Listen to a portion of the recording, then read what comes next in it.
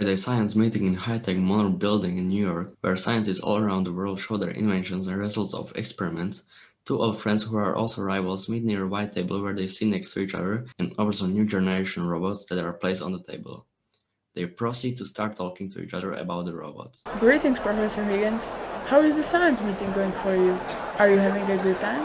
Yes, I'm having a great time, Pickering, but it will be better if the main program of this meeting wasn't how Elon Musk can make teriyaki donburi in space. You always knew how to critique the work of other people. That is your specialty. Says the man who would rather spend his entire life with robots, drinking whiskey and watching football than be with human beings. So, what do you think about these new generation robots that can learn from humans? Points his slim and long finger at the very human-like figure of a robot who is now in sleep mode. I found them very fascinating, but at the same time, very frightening. I wonder what is their limit and what will separate them from us if we learn them everything that humankind knows. Proceeds to observe the robot with his suspicious eyes that are hidden behind the glasses that make him look super real and important. Yes, indeed. Pickering, you always like game of science. Higgins turns his chair to face Pickering. Huh. I wonder why you are asking me this. What is on your mind, Higgins? Pickering puts a cigarette into his mouth and lights it on, takes a deep breath and puffs out a cloud of grey smoke. What if I taught one of these robots how to function like a normal human being in a few months? You will cover the expenses. If I win the bet, you will recognize me as the best scientist in the world and I will have your respect. Higgins looks with his piercing eyes all the way to Pickering's soul and leaves an impression of seriousness. And what will happen if you don't win the bet, Higgins? Are you going to be executed or what? Pickering nods to someone who is in the crowd of scientists with white coats and again gives all of his attention to Higgins while taking another puff from a now half-done cigarette. If I lose the bet, I will only feel bad about myself and I will know that I still have a lot of things to learn to be better than you. Higgins looks at the Pickering with his wide grin and glances at the robot on the table. Fine, I accept your challenge, young man. But don't mistake me for an idiot. I will observe each step you take to make sure you don't cheat. Also, you should prepare yourself for a lose against 10 years older scientists. Colonel Pickering breathes out the last cloud of cigarette smoke and puts the warm cigarette into the ashtray. Then he proceeds to leave Higgins alone at the table with the robot that he will have to work with for the next few months. At Mrs. Higgins' home party, there are many guests from the upper social classes. They are all wearing modern and futuristic clothes that show how rich and wealthy they are. Pickering and Higgins are sitting on the couch in the living room while watching a robot now named Eliza trying to use her knowledge about humans that she has learned in a few months by Higgins to fit into the company of wealthy people. Eliza is doing fine until Mrs. Higgins, who is Henry's mom, notices how Eliza shows lack of emotions when one of the guests shared tragic news. She walks to Higgins and Pickering and starts scolding them. What are you two doing to that poor robot girl, you two uncivilized idiots? Do you even know what consequences will bringing the robot girl at my party have on my reputation? Mrs. Higgins is angrily moving with her hands that have many rings and jewelry on them while she is talking with an angry tone to Pickering and Higgins who are just calmly sitting on the couch. You should take a chill pill, Mom. Pickering knows a great doctor who will give them to you for free. And why do you even care so much about your reputation? Henry throws a very serious glance at his mother, while Pickering is uncomfortably sitting on the couch listening to the argument and drinking his margarita.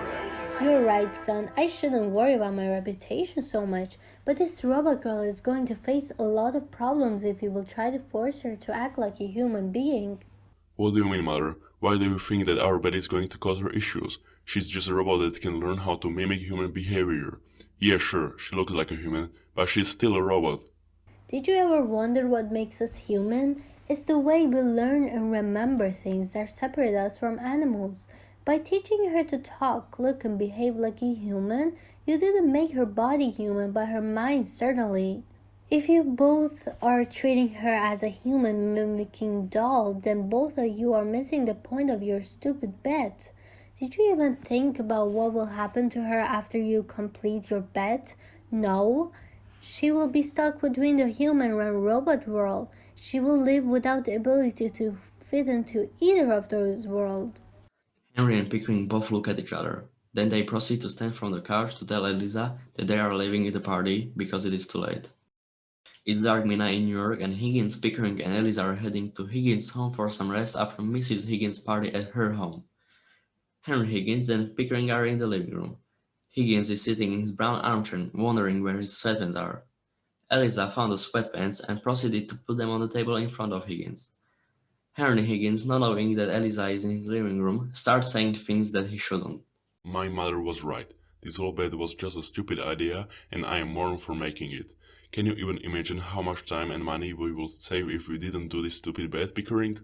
We will work on our own projects and maybe achieve something greater than working to teach this robot girl to act like a stupid human. Total loss of precious time. Higgins is angrily tapping with his finger on one of the arms of the armchair. I don't understand why you are so angry. You won't bet. You taught Eliza how to act and think like a human being. And I think what is a great achievement. You got what you always wanted. Respect from me. I am angry because I lost a lot of time doing something from which I don't get anything back. Not even good feeling from success. I don't even know what to do with Eliza now. Higgins and Pickering leave the living room with the sound of closing door, while Eliza stays and starts crying with the tears full of rage. When Higgins hears the loud cries of Eliza, he comes back and starts talking to Eliza. What is happening? Why are you crying, Eliza? He walks towards Eliza, who throws his sweatpants on him and starts yelling at him. So that's what I am too. A mindless robot girl who does only one thing, and that is to obey you. A hollow puppet without a soul, only used to win your stupid bet with Pickerson, only so you can feel better and more important. I spent months learning how to be a human, and then you and your competitive friend use me as a tool like a screwdriver. You should stop freaking out. You are probably just very tired and your cables are overheated. You should go to bed and get a rest. You don't understand me, and you don't take me seriously. You didn't even once think about what is going to happen to me after your bet. I don't know who I am. I'm not a human, but neither am I a normal robot. All because you wanted to win some bet. I really don't want to stay here all night and argue. You are free and you can go anywhere. Why don't you go to Honda headquarters and start working there? Higgins is leaving the room.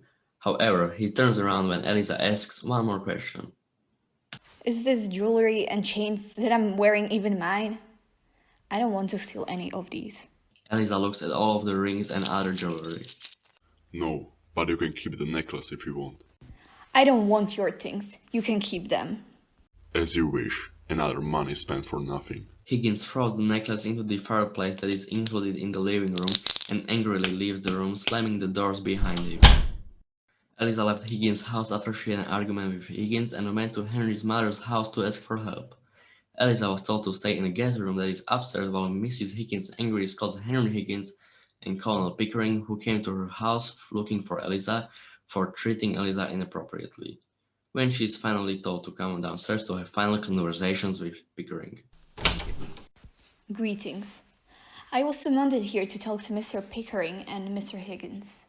Eliza walks towards Mr. Pickering and starts talking to him. Mr. Pickering, I have to thank you for always treating me well and with respect and honor, and I really do appreciate that. This makes Henry Higgins very angry at Eliza. He thinks that she is ungrateful to him because he gave her dress, jewelry, and shelter, and in the end she is thanking Pickering. Eliza proceeds to leave the house when suddenly Higgins wants to speak to her. Eliza, I just wanted to say that you shouldn't think that I didn't treat you well. You should know that I treat everybody like I did treat you, and it is ungrateful for me that you didn't appreciate what I did for you. I also have to say that I'll miss you if you leave. Eliza suspiciously looks at him, knowing that he will never change his manners. I don't believe you, Henry. I don't want you to be a part of my life. I want to live independently and without seeing your face ever again.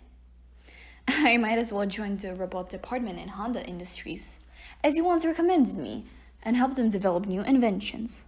This makes Higgins even more angry. He knows that Honda is a rival company that can cause problems and possibly cast shadow over his invention if Eliza joins them. He realizes that Eliza is now a strong, independent woman that can make her own decisions and choices. I know that you will come back, Eliza. I know it. You need me. Without me, you're nothing. Just a robot. You will always be part of my life. Eliza leaves Mrs. Higgins' house for good, leaving her past behind without any guilt or hesitation. The end.